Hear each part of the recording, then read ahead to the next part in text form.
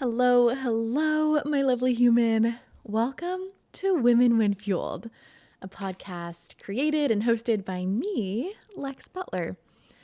The thing is, I'm probably like you in so many ways, and in the ways that we're different, we can find lessons, inspiration, and connection.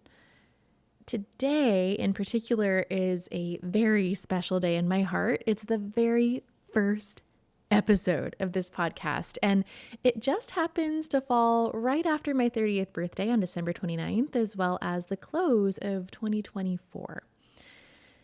And I don't know, there's just something so magical about this time of year, and this time of year being the beginning of the year as I record this.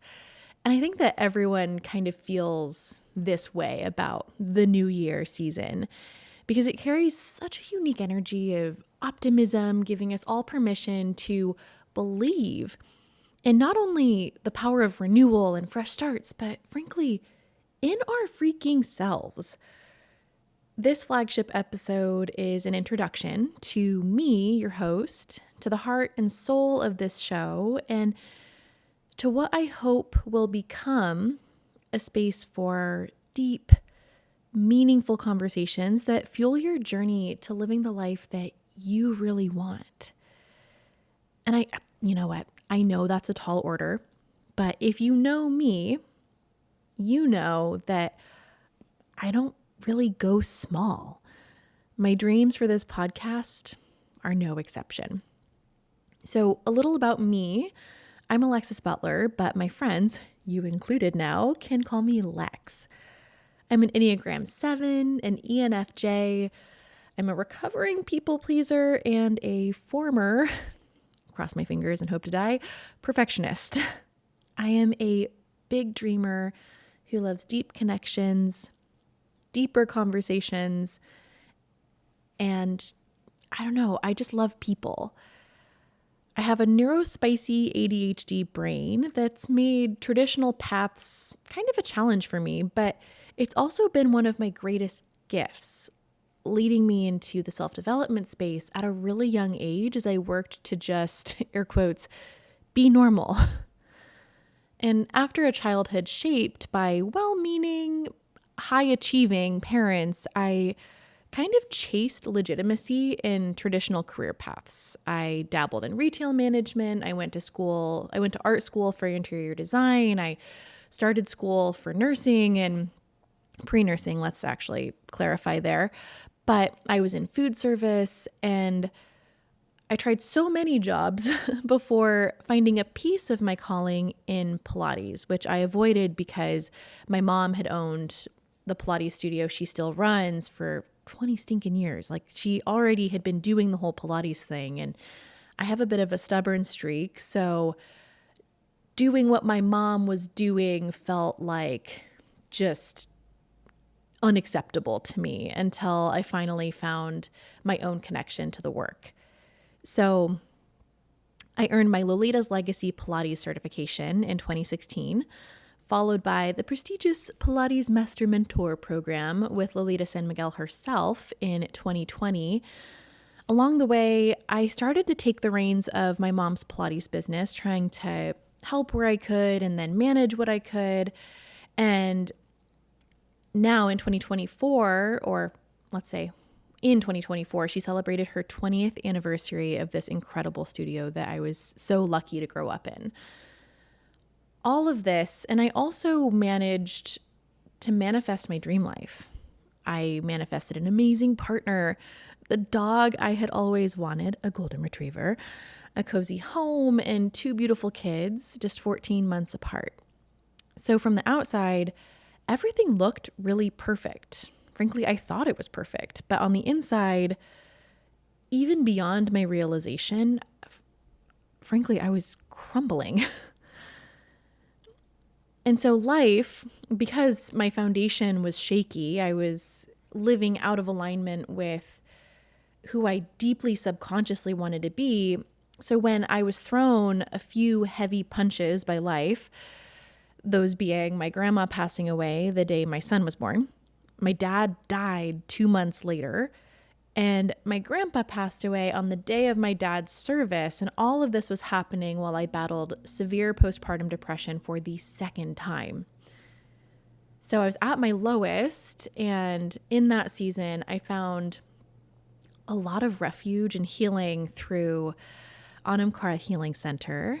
And I got to meet Hannah Talbo and work with her as a mentor and now as a friend and kind of everything in between she and I. I worked with an incredible naturopathic intuitive doctor, Dr. Aubrey Wallace, and I pursued Reiki mastership and somatic energy work all while I was going through this process. So from the outside, again, I looked like I had it all together.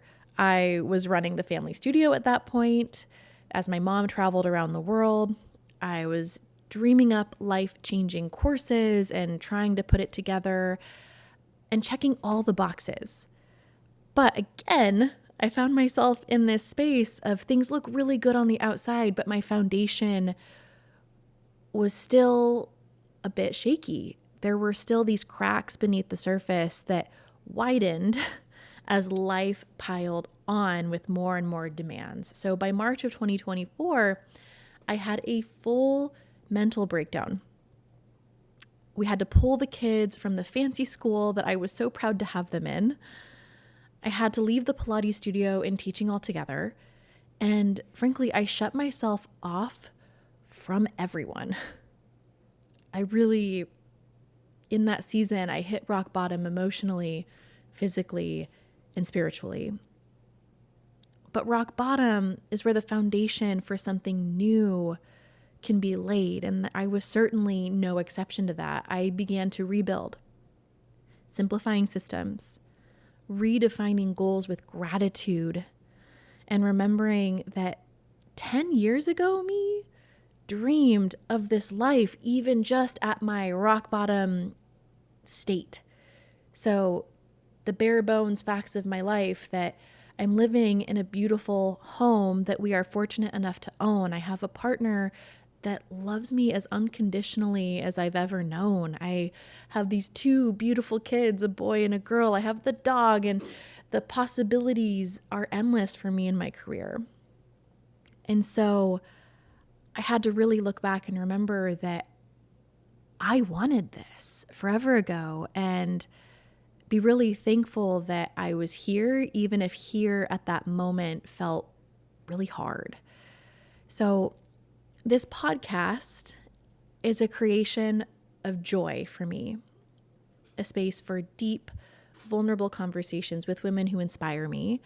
Season 1 of Women When Fueled features incredible guests, including Hannah Talbo, Jasmine Kazuko, Linaine Bowie, Stephanie Sauvé-Bogue, Tiffany Barrett, Kiana Moore, and Bailey Bowerman, some women that I really admire. These women are truly warriors, turning adversity into growth and emerging as beacons of light. We cover so many things in this first season, but a couple of them, just on the surface, are embracing your journey and actualizing your dreams from a place of joy. We get to explore how to reclaim your name and returning home to yourself. We discuss ditching perfectionism, the power of personal seasons, what self-love can actually look like, and in my humble opinion, what it should look like, and so much more. But before we wrap up this brief episode today, I want to share a little exercise that I did in my journal a couple days ago as I reflected on turning 30. I set a timer for 5 minutes, and the idea for me was to write down 20 things I learned in my 20s and just kind of word vomit it into my journal.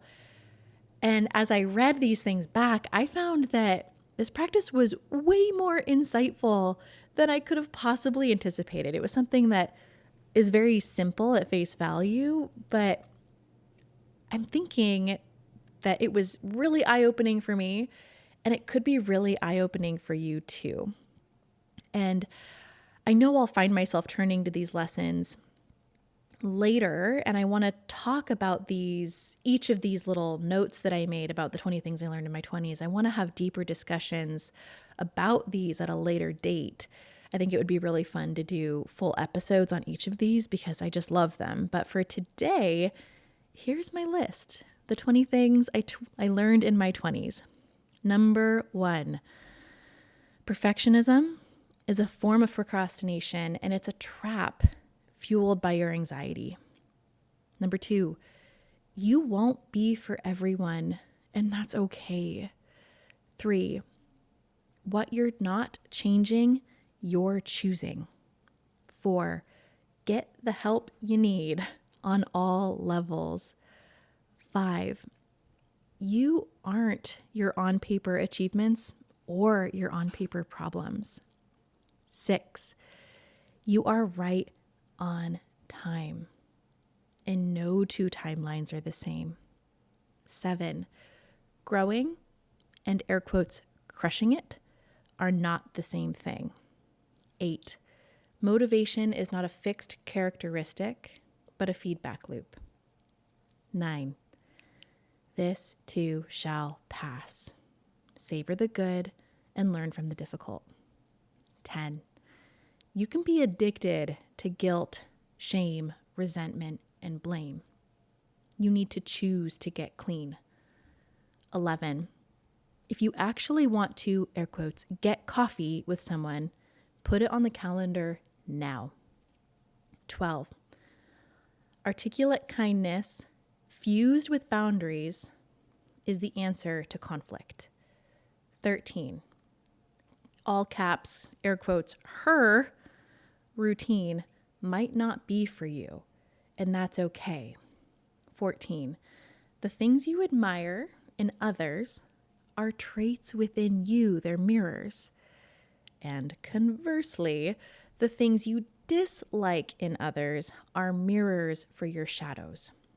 16, hurtful comments often reveal insecurities that you need to explore within yourself. 17, money won't buy happiness, but it can be a tool to help you toward emotional and energetic freedom. 18, you are the only you there is. Treat this like the miracle that it is. 19, gratitude is the ultimate cheat code. 20, it's never too late to begin again. So with that, I encourage you to try this exercise for yourself. So to do is set a timer for 5 minutes and write like a crazy person, as many things as you've learned as you can. You can kind of make your own catchy title to it, like I did, 20 things from your 20s or whatever you want to call it. And if you do decide to try this practice, I want you to share your list with me and tag me on Instagram at Women When Fueled or my personal account at It's Lex Butler. So all of this to say is that this is the beginning of something really fun for me. This podcast is about fueling the best version of yourself. So thank you for being here for this inaugural episode, and I can't wait for the journey ahead. Until next time, stay fueled, stay curious, and keep creating the life that you deserve. You're doing a great job. Bye, guys.